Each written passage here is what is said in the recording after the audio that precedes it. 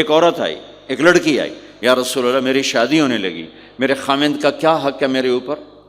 دونوں طرف کی میرے نبی نے زندگی سکھائی۔ میرے نبی نے فرمایا تیرے خامند کے جسم پہ پھوڑے نکل آئیں، پھوڑوں میں گندا پانی جمع ہو جائے، پیپ جمع ہو جائے، اور تو زبان سے چاٹ چاٹ کے اس کے زخموں کو دھوئے، تو بھی تو نے اپنے خامند کا حق ادا نہیں کیا ہے۔ تو اس طرح لائف کو بیلنس کیا میرے نبی نے کہ ایک گھر کیسے چلتا ہے اور کس طرح خوبصورت بنتا ہے، وہ میرے نبی کے اخلاق ہیں۔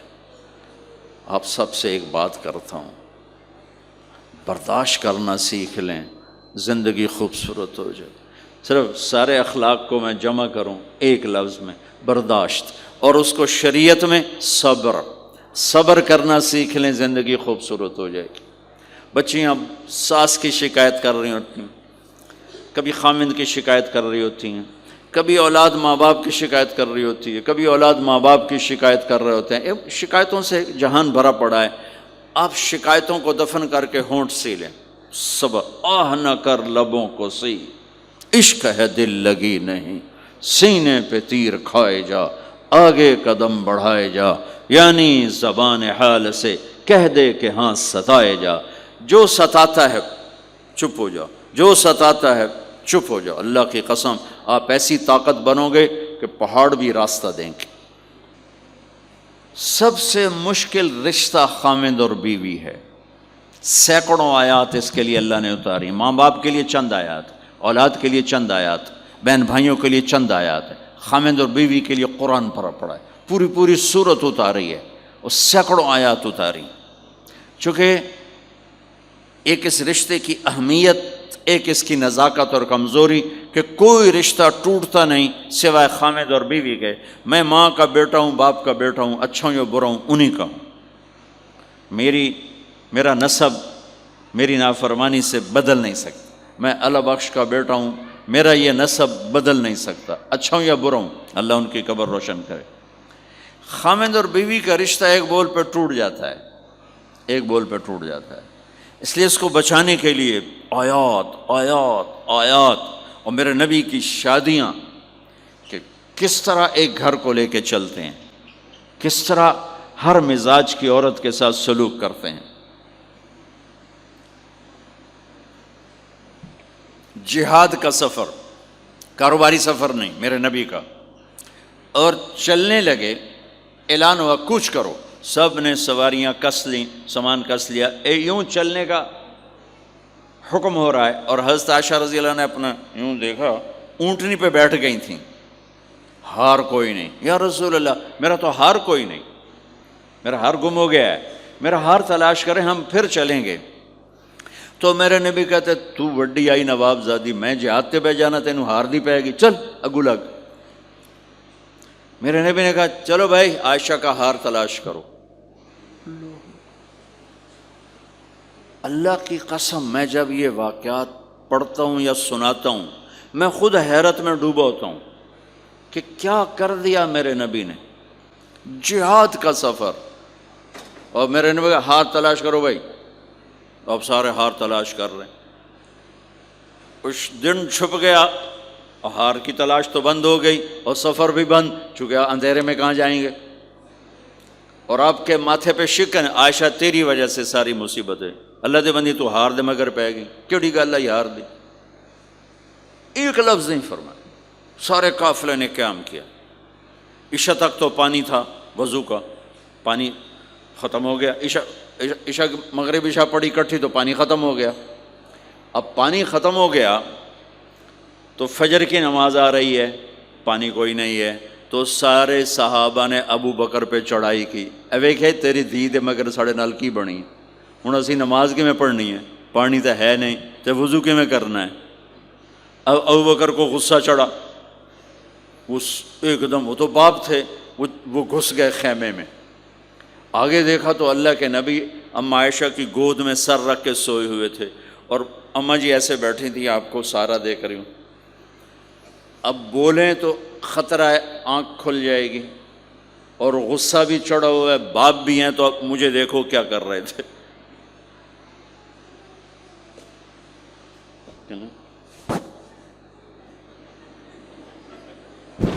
تیرے جو اور پھر یوں ماری زور سے انگلی بیٹی کے نا یہاں، پہلے یوں کرتے پھر ایسے ماری زور سے. وہ کہنے کہ میں ایسے سخت ہو گئی تاکہ میں ایسے نہ ہوں کہ اگر میں تھوڑا حرکت کی تو اللہ کے نبی کی آنکھ کھل جائے گی، تو ماری گا ٹھا ٹھا ٹھا، وہ منہ سے کہہ رہے اور وہ ایسا کر کے بیٹھی جم کے غصے میں باہر چلے. اب آپ کی آنکھ کھلی فجر پر تو عائشہ نے کہا یا رسول اللہ وہ تو باہر تو بڑا مسئلہ ہو گیا ہے، پانی کوئی نہیں ہے اور نماز کا وقت ہو گیا ہے، وضو کیسے کریں؟ سبحان اللہ. اللہ نے قانون بدل دیا، دنیا میں پہلی دفعہ ہونے لگا ہے. 1,24,000 نبی آئے، پانی نہ علی وضو ہو سکتا ہے، اس کے علاوہ نہیں ہو سکتا. میرے اللہ نے قرآن اتارا فَإِن لَّمْ تَجِدُوا مَاءً فَتَيَمَّمُوا صَعِيدًا طَيِّبًا فَامْسَحُوا بِوُجُوهِكُمْ وَأَيْدِيكُمْ مِنْهُ. اچھا میرے بندو پانی مک گیا ہے، چلو مٹی چاہتے منہ تے مارو تے دوئی چاہتے ہتھاں تے مارو تے تمہارا وضو ہو گیا، چلو تیمم کرو اور نماز پڑھو. اب وہ جو سارے ابو بکر پہ غصے ہو رہے تھے نا، اما عائشہ کہنے لگے واہ ابو بکر بھائی تیرے تو فعل کی کم بن گیا، تیری دھی دے تو فعل کی کم بن گیا. تو اسید بن حزیر پہلے ذرا زیادہ گرم ہوئے تھے، تو وہی ابو بکر تیرے گھر کی یہ پہلی برکت نہیں ہے، پہلے بھی بہت شمار برکتیں تیرے گھر کی طفیل امت کو ملی ہیں. تو اللہ نے تیمم کی آیت اتار دی. حضرت عائشہ کو ڈانٹ پلانے کی آیت نہیں آئی کہ میرے نبی تیری بیگم کے ہار کی وجہ سے میرے دین کا کام رک گیا اور میرے بندوں کی نماز خراب ہو گئی اور ان کو پانی سے محروم ہونا پڑا. میں قربان جاؤں اپنے رب پر، اپنے حبیب پر، اس ماں عائشہ پر. دنیا کی واحد عورت ہے جس کے سینے پر سر رکھ کر کسی نبی نے جان دی ہو. 1,24,000 نبیوں میں سے کوئی نہیں ہے جس کا سر بیگم کے سینے اور ٹھوڑی کے درمیان ہو اور اس کی جان اللہ نے نکالی ہو. واحد میرے آپ کے مات فی سحری و نحری، سحری و نحری، سحری و کہ میرے چونکہ آپ ایسے بیٹھے تھی اور حبیب پاک آپ کے سینے پر یوں دراز تھے، نیم دراز اس طرح سے، اور آپ کا سر مبارک ٹھوڑی کے ساتھ لگ رہا تھا، ٹھوڑی کے ساتھ یہ جگہ یہاں لگ رہی تھی اور باقی یہاں تھی، آپ اس طرح. اور واحد خاتون ہے جن کا حجرہ کسی نبی کی آرام گاہ بنا، ابدی آرام گاہ بنا. واحد اما عائشہ ہیں جن کے حجرے کو اللہ نے کسی نبی کے آرام گاہ بنایا. اور یہ واحد حجرہ ہے جہاں 70,000 فرشتہ صبح آ کے درود و سلام پڑھتا ہے اور شام تک پڑھتا ہے، اور شام کو 70,000 نیا آتا ہے اور صبح تک درود و سلام پڑھتا ہے اور واپس چلا جاتا ہے. کائنات اللہ جب مسلمان دنیا سے مٹ جائیں گے، مسجد نبوی مٹ جائے گی، بیت اللہ مٹ جائے گا، مدینے کی ایک اینٹ باقی نہیں بچے گی. مکہ کتنے بڑی بڑی بلڈنگیں، ایک اینٹ باقی نہیں بچے گی. اور وہاں سے گزرتے ہوئے لوگ کہیں گے لگتا ہے اتھے کدی آبادی ہوئے گی، ایتھے لگتا ہے کدی آبادی ہوئے گی. یہ زبانوں پہ ہوگا. جب سارے نشان مٹ جائیں گے اس وقت بھی 70,000 فرشتہ آ کے درود و سلام صبح سے شام تک پڑھے گا اور شام سے صبح تک پڑھے گا.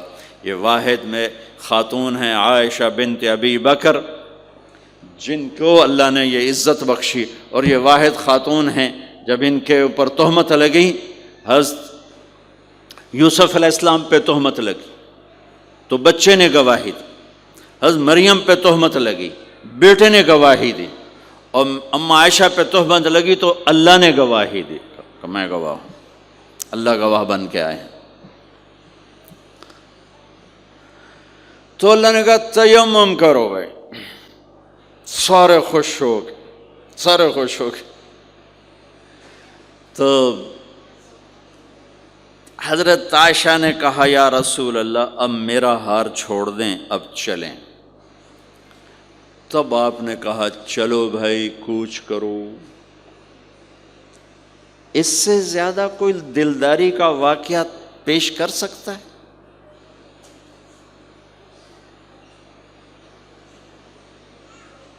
سبحان اللہ۔ اور جب اونٹنی کو اٹھایا گیا وہ ہار کا دھاگا ٹوٹا اور پھسل کے اونٹنی کے نیچے چلا گیا، وہ سارے کھبے سجے ویندے رہ گئے، ہار نیچے پڑا تھا۔ جب اونٹنی کو اٹھایا تو ہار نیچے سے نکلا، تو صاحب نے کہا لے بھی عائشہ اے تیرا ہار بھی لب گیا۔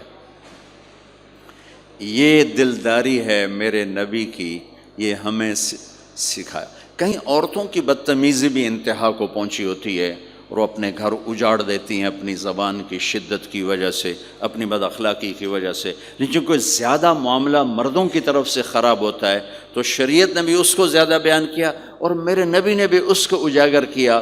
اور میرے نبی کی آخری تقریر، آخری خطبہ حجۃ الوداع کا صرف ایک رشتے کو بیان کیا، صرف ایک رشتے کو بیان۔